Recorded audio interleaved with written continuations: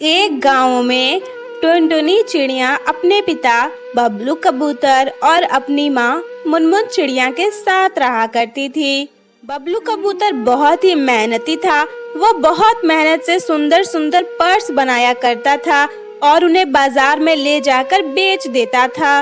उसकी कमाई कुछ अच्छी नहीं होती थी, फिर भी वो लोग खुशी खुशी 2 वक्त का खाना खा लेते थे। एक दिन बबलू कहता है, अरे मुनमुन, मैं आज घर देर से लौट आऊंगा।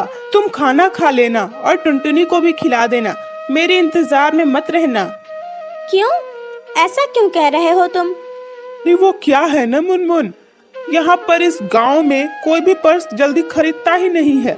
इसलिए मैं सोच रहा हूँ कि मैं शहर में जाकर अपने पर्स बेचूं। वहाँ पर इनकी कीमत भी अच्छी मिलेगी और सभी खरीद भी लेंगे। अब तुम ही बताओ, कब तक हम लोग इसी तरह गुजारा करते रहेंगे? हाँ, तुम सही कह रहे हो, लेकिन तुम अच्छे से जाना और अपना ध्यान रखना और जल्दी घर लौटना। हम दोनों तुम्हारी राह देखेंगे।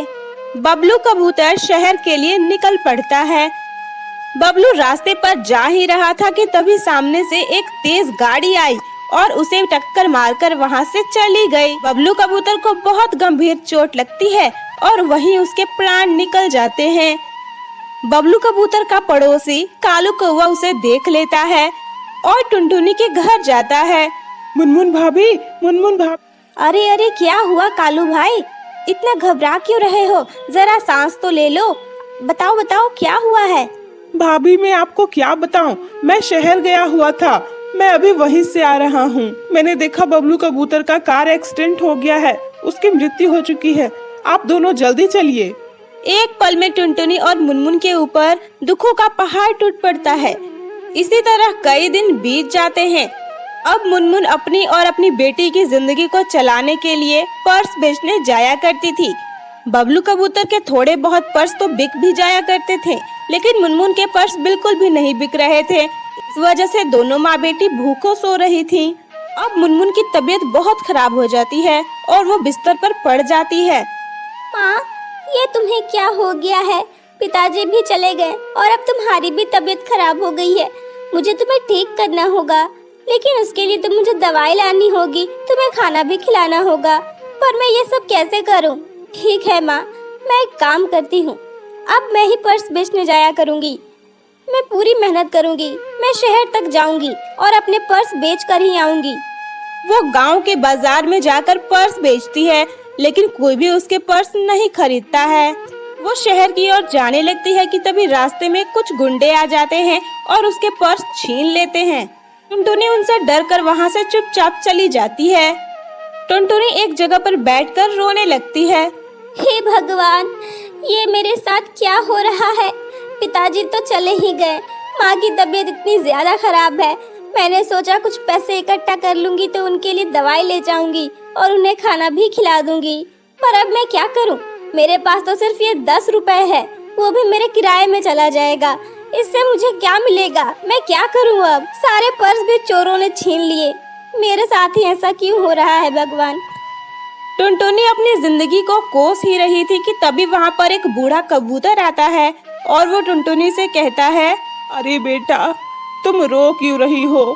क्या तुम्हारे पास खाने के लिए कुछ है? अगर है तो मेरी मदद कर दो बेटा। मैंने 2 दिनों से कुछ नहीं खाया। अब तो लगता है मैं भूख से ही मर जाऊंगा। मैंने गांव में सबसे खाना मांगा, किसी ने नहीं दिया। मैं भटकते भटकते इस शहर में पहुंच गया। यहाँ तो लोग देखते भी नहीं हैं। बाबा, आप रोइए मत। मेरे पास ज्यादा कुछ तो नहीं है, लेकिन ये 10 रुपए है। आप इसे रख लीजिए, आप इससे कुछ खा लीजिएगा। जुग जुग जियो बच्ची, तुमने मेरी बहुत बड़ी मदद की है।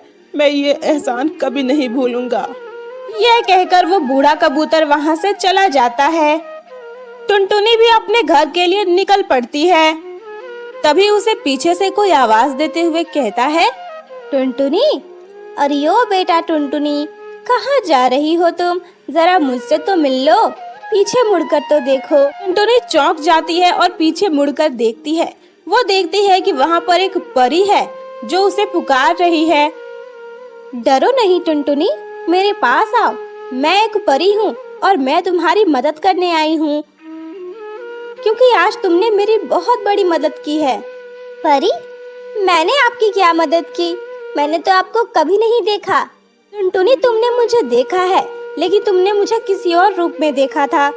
दरअसल मैं परीलोक में रहा करती थी, लेकिन वहाँ मैंने एक नियम को तोड़ दिया था, इसीलिए मुझे माँ परी ने सजा दी थी और उन्होंने मुझे कहा था कि मुझे पृथ्वी पर तब तक रहना होगा जब तक कोई भला मेरी मदद नहीं करता।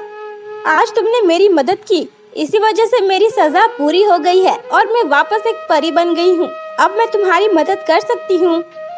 परी, मुझे कोई धन दौलत नहीं चाहिए, मुझे बस मेरी माँ सही सलामत चाहिए। मेरे पिताजी एक कार एक्सीडेंट में मारे गए, अब मेरे पास बस मेरी माँ है। उनकी तबीयत बहुत ज्यादा खराब है, मैं क्या करूँ? मैं पर्स बेचने जा रही थी, रास्ते में कुछ गुंडों ने मुझसे वो भी छीन लिया, अब मैं क्या करूँ?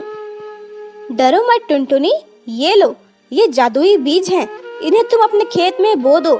इससे जो पेड़ निकलेगा वो तुम्हारी सारी समस्याएं दूर कर देगा। और हाँ, ये भी लो, ये दवा तुम अपनी माँ को खिला देना। इतना कहकर वो परी वहाँ से गायब हो गई। टुनटुनी जल्दी से अपने घर आ जाती है और अपनी माँ को दवा खिलाती है।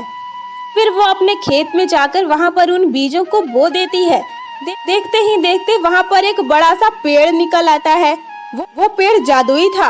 वो टुनटुनी से कहता है, टुनटुनी, तुमने मुझे उगाया है, अब मैं तुम्हारा गुलाम हूँ। तुम जो बोलोगी मैं वही करूँगा। मैं जो भी चाहिए तुम वो मुझसे मांग सकती हो। तुम जो भी मांगोगी वही चीज इस पेड़ पर निकल आएगा। लेकिन एक बात याद रखना, तुम दोबारा उस चीज को बदल नहीं पाओगी, इसलिए सोच समझ कर मांगना। जादुई पेड़, मुझे कोई धन दौलत तो नहीं चाहिए, मैं मेहनत की कमाई खाना चाहती हूँ, इसलिए मैं तुमसे पर्स मांग रही हूँ। तुम इस पेड़ पर सुंदर सुंदर और मॉडर्न डिजाइन के पर्स उगा दो, बस मुझे वही चाहिए। मैं उसे बेचकर अपना गुजारा चलाऊंगी। टुनटुनी के ऐसा कहते ही उस पेड़ पर ढेर सारे सुंदर सुंदर मॉडर्न डिजाइन के पर्स निकल आते हैं। टुनटुनी उस पेड़ को धन्यवाद करती है और उसमें से ढेर सारे पर्स तोड़कर बाजार में ले जाती। वो उन पर्स को बेच देती है और ढेर सारे पैसे कमा लेती है। अब उन दोनों को किसी चीज की कमी नहीं थी। दोनों माँ बेटी हंसी खुशी एक साथ रहने लगते हैं।